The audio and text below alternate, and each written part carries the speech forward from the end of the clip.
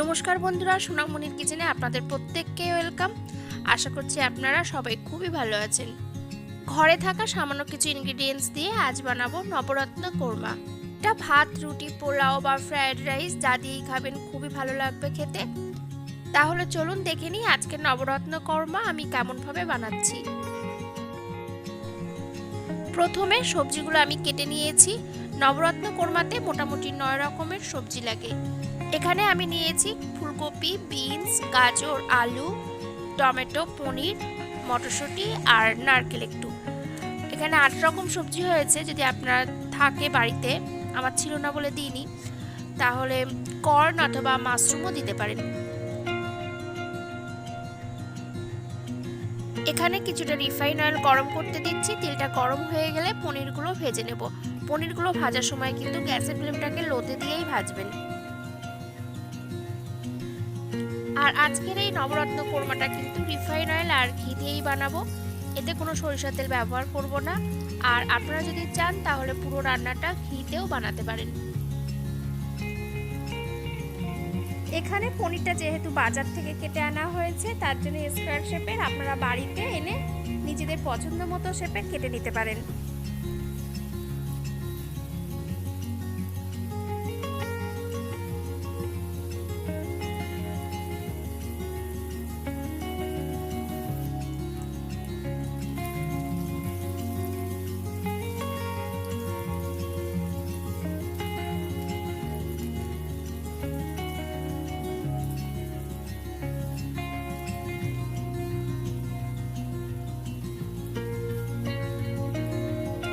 পনিরটা কিন্তু খুব বেশি লাল লাল করে ভাজবো না, তাহলে শক্ত হয়ে যাবে। একটু হালকা ভেজেই তুলে নিচ্ছি।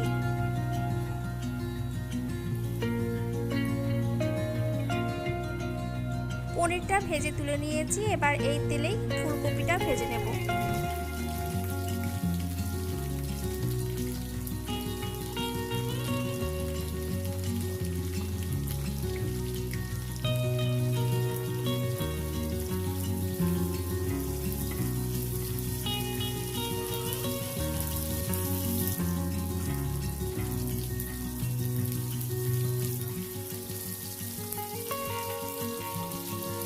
ফুলকপিটা হালকা একটু ভেজে নিয়ে এতে কেটে রাখা আলু আর গাজরটা দিয়েও একটু অল্প ভেজে নেব।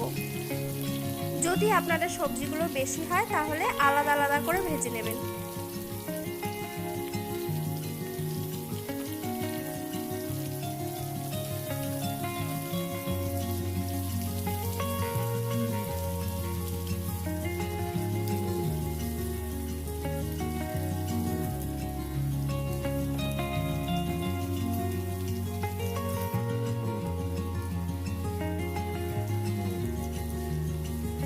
ফুলকপির সাথে গাজর আর আলুটা ভেজে নিয়ে এতে দিয়ে দিচ্ছি বিনস কুচিটা।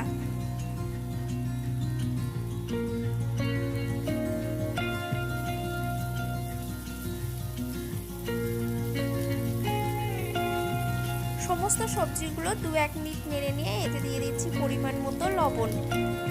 লবণটা সবজির সাথে ভালোভাবে মিশিয়ে নিয়ে ঢাকা দিয়ে 3-4 মিনিট মতো রেখে দেবো। এতে কি হবে, সবজিটা ভালোভাবে ভাজাও হয়ে যাবে, আবার একটু তাড়াতাড়ি সিদ্ধও হয়ে যাবে।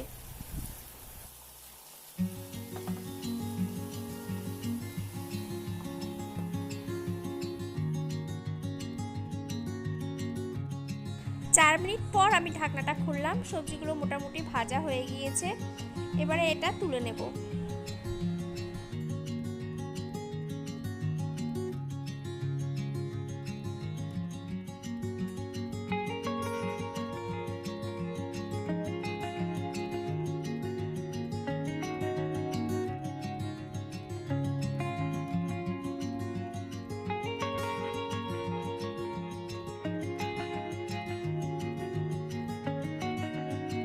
ভাজা সবজিগুলো তুলে নিয়ে ওই কড়াইতে দিয়ে দিচ্ছি 2 টেবিল স্পুন ঘি। এবার এতে কুচানো নারকেলটা একটু হালকা ভেজে নেব।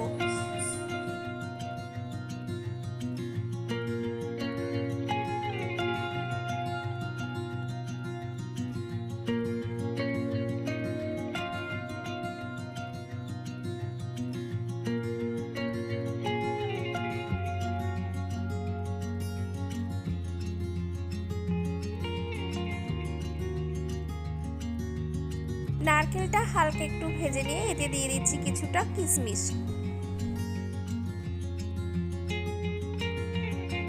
নারকেলের সঙ্গে কিশমিশটাও হালকা একটু ভেজে নিচ্ছি। আপনারা যদি চান তাহলে একটু কাজুও ভেজে নিতে পারেন।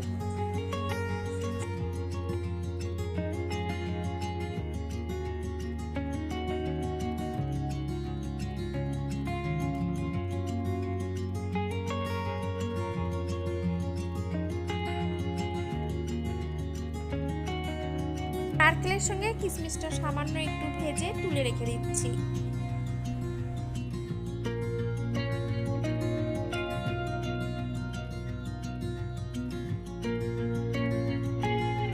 এবার এতে দিয়ে দিচ্ছি 2 টেবিল স্পুন রিফাইন অয়েল। তেলটা গরম হয়ে গেলে এতে ফোড়ন দিয়ে দিচ্ছি 3টে তেজপাতা, 3-4টে লবঙ্গ, একটু জয়িত্রী, একটু দারচিনি আর 3-4টে এলাচ।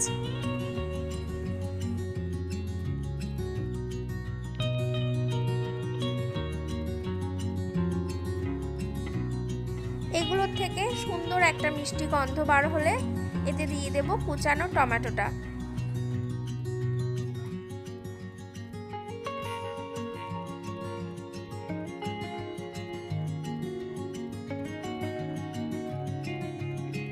টমেটোটা 2-1 মিনিট নেড়ে নিয়ে এতে দিয়ে দিচ্ছি মটরশুঁটি। টমেটোর সাথে মটরশুঁটিটা একটু নেড়ে নিয়ে এতে দিয়ে দিচ্ছি অল্প একটু লবণ। লবণটা দিয়ে একটু ভালোভাবে নেড়ে নিয়ে আমি ঢাকা দিয়ে 2-1 মিনিট রেখে দেবো, তাহলে মটরশুঁটি আর টমেটোটা খুব সুন্দর সফট হয়ে যাবে আর গ্রেভিটাও খুব ভালো হবে।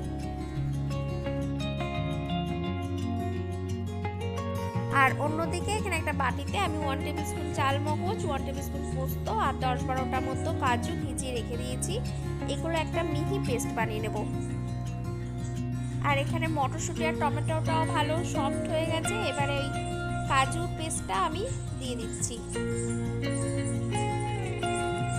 আর দিয়ে দিচ্ছি 1 tablespoon Kashmiri red chilli powder, 1 teaspoon হলুদ আর মশলা বাটা জলটা দিয়ে গ্যাসের ফ্লেমটাকে একদম লোতে রেখে আমি 3-4 মিনিট মশলাটা খুব সুন্দরভাবে কষিয়ে নেব।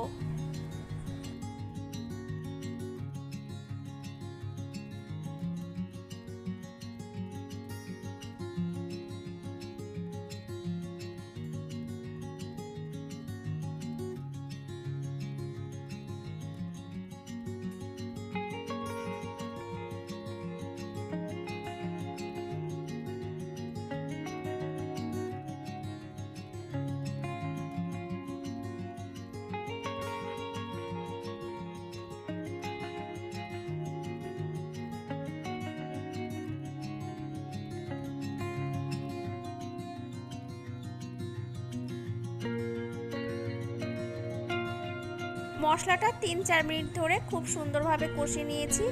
এবারে এতে ভেজে রাখা সবজিগুলো দিয়ে দিচ্ছি।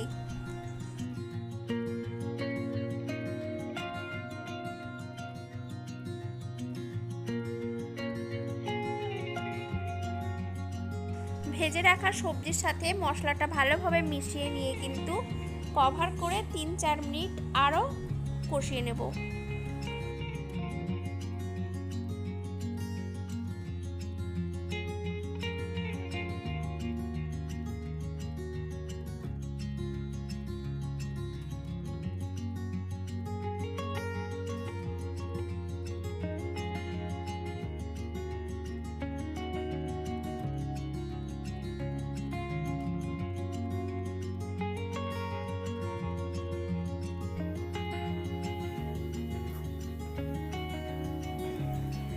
পাঁচ মিনিট পর আমি ঢাকনাটা খুললাম।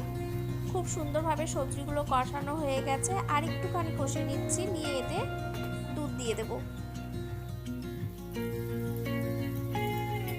আর দিয়ে দিচ্ছি সামান্য একটু চিনি। মিষ্টিটা যে যেমন পছন্দ করেন সেই রকমই দেবেন, খুব বেশি মিষ্টি কিন্তু আবার ভালো লাগবে না।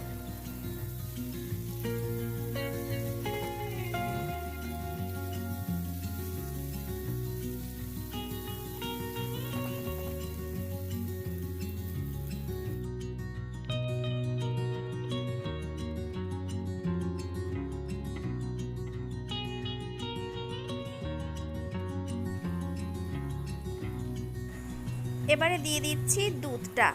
আমি এখানে গরুর দুধই দিচ্ছি। যদি আপনারা অনুষ্ঠান বাড়ির মতো বানাতে চান তাহলে এখানে নারকেলের দুধও দিতে পারেন।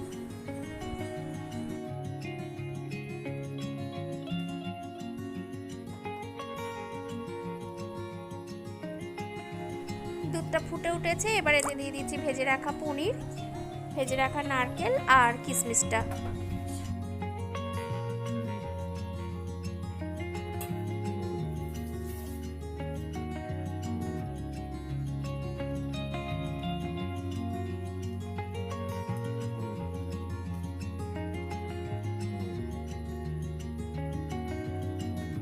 সমস্ত কিছু ভালোভাবে মিশিয়ে নিয়ে গ্যাসের ফ্লেমটাকে মিডিয়ামে রেখে 3-4 মিনিট মতো ফুটিয়ে নেব।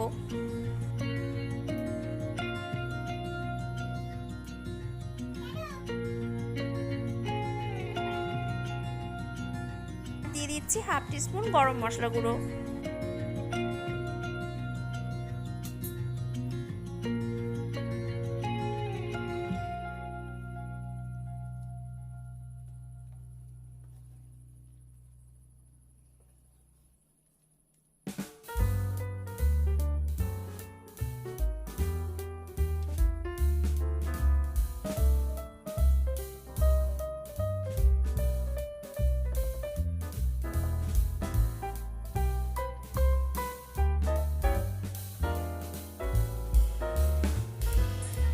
পাঁচ-6 মিনিট মতো আমি ফুটিয়ে নিয়েছি, আর বেশি ফোটাবো না।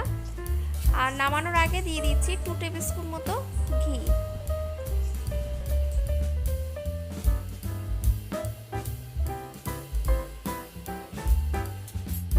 আমি আর এটা বেশি ফোটাচ্ছি না, কারণ ঠান্ডা হয়ে গেলে গ্রেভিটা আর একটু গাঢ় হয়ে যাবে। এবার গ্যাসটা অফ করে দিচ্ছি। নবরত্ন কোরমাটা রেডি। গ্যাসটা অফ করে দিয়ে আমি স্ট্যান্ডিং টাইমে 5-10 মিনিট মতো রেখে দিচ্ছি।